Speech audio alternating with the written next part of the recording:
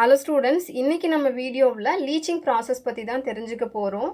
நான் இப்போ ore concentration method மெட்டலர்ஜியில் டிஸ்கஸ் பண்ணிட்டு இருக்கேன். லீச்சிங் அப்படின்றது chemical method of ore concentration. So மொத்தம் ஓர் கான்சன்ட்ரேஷனில் 4 மெத்தட்ஸ் இருக்குது. கிராவிட்டி செப்பரேஷன், மேக்னெட்டிக் செப்பரேஷன், அதுக்கப்புறம் froth flotation process and final one is leaching. நான் ஆல்ரெடி அந்த மற்ற 3 மெத்தட்ஸையும் தனி வீடியோவில் போட்டிருக்கேன். அந்த வீடியோக்கான லிங்க்கை நான் டிஸ்கிரிப்ஷன் பாக்ஸில் கொடுக்குறேன், மறக்காமல் பாருங்கள்.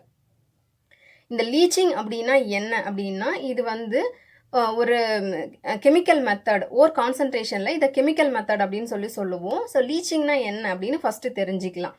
லீச்சிங் அப்படின்னாலே என்ன அப்படின்னா, நம்ம இம்பியூர் ஓர், அதாவது நம்ம க்ரஷ் பண்ணி வச்சுருக்கக்கூடிய ஓர் எடுத்துக்கணும். அந்த ஓரை சூட்டபிள் சால்வெண்ட்டில் டிசால்வ் பண்ணணும். ஸோ கரைக்கும் பொழுது என்ன ஆகும் அப்படின்னா, நம்ம என்ன மெட்டலை நம்ம எக்ஸ்ட்ராக்ட் பண்ணி எடுக்க போகிறோமோ அது என்னவா மாறிடும் அப்படின்னா, soluble salt or soluble complex. அந்த சால்வெண்ட்லேயே கரைஞ்சி போயிருக்கும்.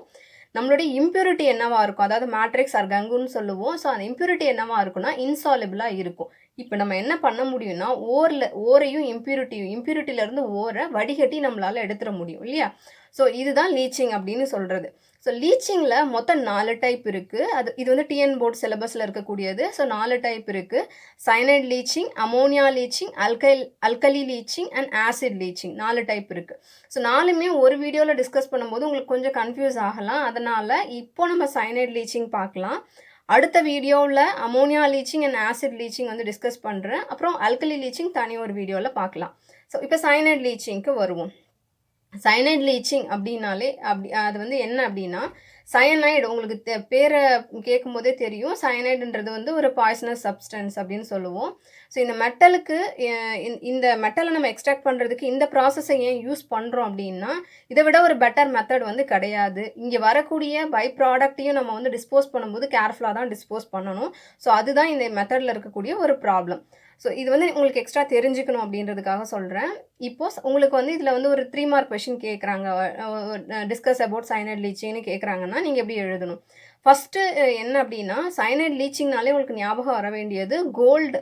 அந்த மெட்டலை தான் இந்த ப்ராசஸ் மூலயமா நம்ம இம்ப்யூரிட்டியிலேருந்து பிரித்து எடுக்க போகிறோம், கான்சென்ட்ரேட் பண்ண போகிறோம். ஸோ அப்போது கோல்டு அப்படின்ற அந்த வேர்டு இருக்கா அப்படின்னு செக் பண்ணுவாங்க. ஸோ கோல்டு அந்த தான் மெட்டல் எக்ஸ்ட்ராக்ட் பண்ண போகிறதுன்னு இருந்துச்சுன்னா அதுக்கு ஒரு மார்க் இருக்கும், ரைட்? ஸோ அதனால் ஞாபகம் வச்சுக்கோங்க. இப்போ எப்படி பிரிக்கலாம் அப்படின்னு பார்க்கலாம். க்ரஷ்டு ஓர் ஆஃப் கோல்டு எடுத்துக்கிறோம். அதாவது இது என்ன அப்படின்னா, ஸ்டெப் 2 இல்லையா கான்சன்ட்ரேஷன் அப்படின்றது. ஸோ ஓரை நம்ம க்ரஷ் பண்ணி ஃபைன் பவுடராக வச்சுருக்கோம். ஸோ அது கூட என்ன இப்போ சொல்யூஷன் ஆட் பண்ணுறோம், நம்ம சூட்டபிள் சால்வெண்ட் இங்கே போடணும். லீச்சிங் ப்ராசஸ்னாலே இங்கே இருக்கக்கூடிய அந்த சால்வெண்ட் என்ன அப்படின்னா சோடியம் சயனைடு. ஏன்னா ப்ராசஸ்லேயே உங்களுக்கு தெரிஞ்சிருக்கும், திஸ் இஸ் சயனைட் லீச்சிங். நம்ம எடுத்துக்க போகிறதும் என்ன அப்படின்னா சயனைட் கண்டைனிங் ஒரு ரீஏஜென்ட், அதான் சோடியம் சயனைடு. ஸோ இங்கே என்ன பண்ணுறோம் அப்படின்னா ஏரேட்டட் சொல்யூஷன்னா இதில் ஆக்சிஜன் இருக்கணும். ஸோ அப்போ தான் இந்த பர்டிகுலர் ரியாக்ஷன் நடக்கும், right? So aerated solution of NaCN நம்ம இங்கே ஆட் பண்ணுறோம். ஆட் பண்ணும்போது என்ன ஆகுதுன்னா, நம்மளுடைய ஓரில் இருக்கக்கூடிய கோல்டு சாலிபிள் கோல்டு சயனைட் காம்ப்ளெக்ஸாக மாறிடுச்சு. இதான லீச்சிங்கில் நான் சொல்லியிருக்கேன், என்ன மெட்டல் எக்ஸ்ட்ராக்ட் பண்ண போகிறோமோ அது சாலிபிள் சால்ட்டாவோ காம்ப்ளெக்ஸாவோ மாறும். இங்கே இது காம்ப்ளெக்ஸாக மாறி இருக்கு. அது கூட இருக்கக்கூடிய அலுமினோ சிலிகேட் அப்படின்ற அந்த இம்ப்யூரிட்டி இன்சாலிபிளாக வந்துடுச்சு. ஸோ இப்போ என்ன பண்ணலாம், நம்ம ஃபில்டர் பண்ணி இதை என்ன பண்ணிடலாம், ரெண்டுத்தையும் தனித்தனியாக பிரிச்சிடலாம். விச் மீன்ஸ் இது நம்மளுடைய சப்ஸ்டன்ஸ் என்ன ஆயிருக்கு அப்படின்னா கான்சன்ட்ரேட் ஆகியிருக்கு. சரி, இதிலிருந்து நம்மளுடைய கோல்டை நம்ம எப்படி வெளியில் எடுக்க போகிறது? ஸோ அதுதான் நம்ம அடுத்தது தெரிஞ்சுக்க போகிறோம். ஸோ இப்போ பாருங்கள், இது நமக்கு தியரட்டிக்கலாக தெரிஞ்சிருச்சு நம்மளுடைய கோல்டு சாலிபிள் சயனைட் காம்ப்ளெக்ஸாக மாறி இருக்குன்னு. அந்த கெமிக்கல் ரியாக்ஷன் என்ன, இந்த ஸ்டெப் எழுதியிருக்கோம் இல்லையா, இதில் என்ன கெமிக்கல் ரியாக்ஷன் நடந்திருக்கு அப்படின்றது இதில் தெரிஞ்சுக்கலாம். கோல்டு நம்ம ஓரில் இருந்திருக்கு. இது சாலிட் எஸ்ன்னு நான் போட்டிருக்கேன். ஏன் போட்டிருக்கேன் அப்படின்னா, நம்ம ஓர் தோண்டி எடுக்கும்போது எப்படி இருக்கும், திடப்பொருளாக இருக்கும், சாலிட் சப்ஸ்டன்ஸாக இருக்கும். ஸோ அதனால தான் சாலிட் அப்படின்னு போட்டிருக்கோம். NaCN சோடியம் சயனைடை தண்ணியில் கரைச்சி வச்சுருக்கோம். It is an aqueous solution. So அதனால தான் இங்கே என்ன பண்ணியிருக்கோம், ஆக்வஸ் AQன்னு சொல்லி போட்டிருக்கோம். ஏரேட்டட் சொல்யூஷன் ஆல்ரெடி நான் சொல்லியிருக்கேன். ஸோ O2 கேஸ் அதில் இருக்குது. நம்ம ஏர் இருக்குது அப்படின்னாலே அதில் O2 இருக்குது.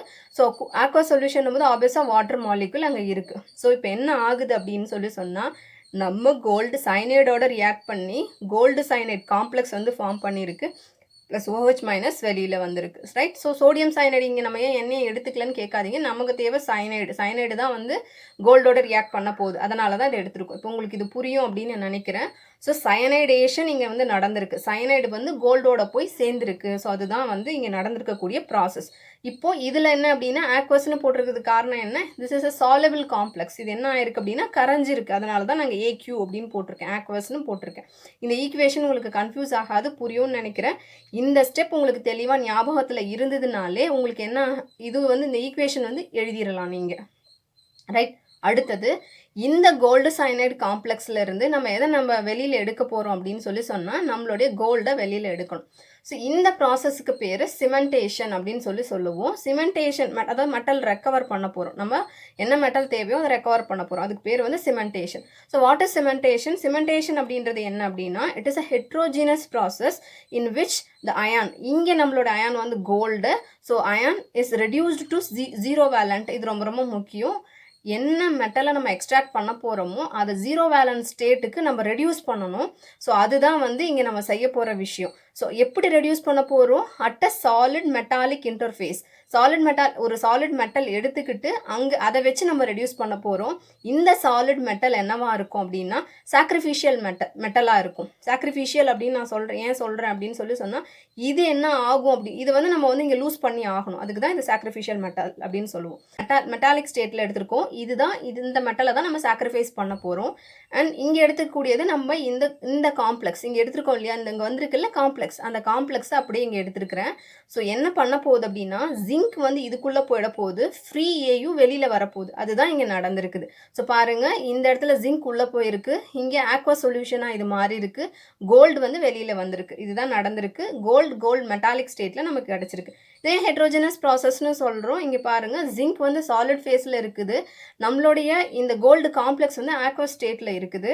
அண்ட் இந்த மெட்டல் வந்து என்ன ஆயிடுச்சு, இது வந்து சாக்ரிஃபிஷியல் மெட்டல்னு சொல்லுவோம். இது வந்து இதுக்குள்ளே போயிடுச்சு, இதுக்கப்புறம் வேஸ்ட்டு தான், ரைட். ஸோ அது இந்த ஜிங்கை நம்ம வந்து சாக்ரிஃபைஸ் பண்ணுறோம்.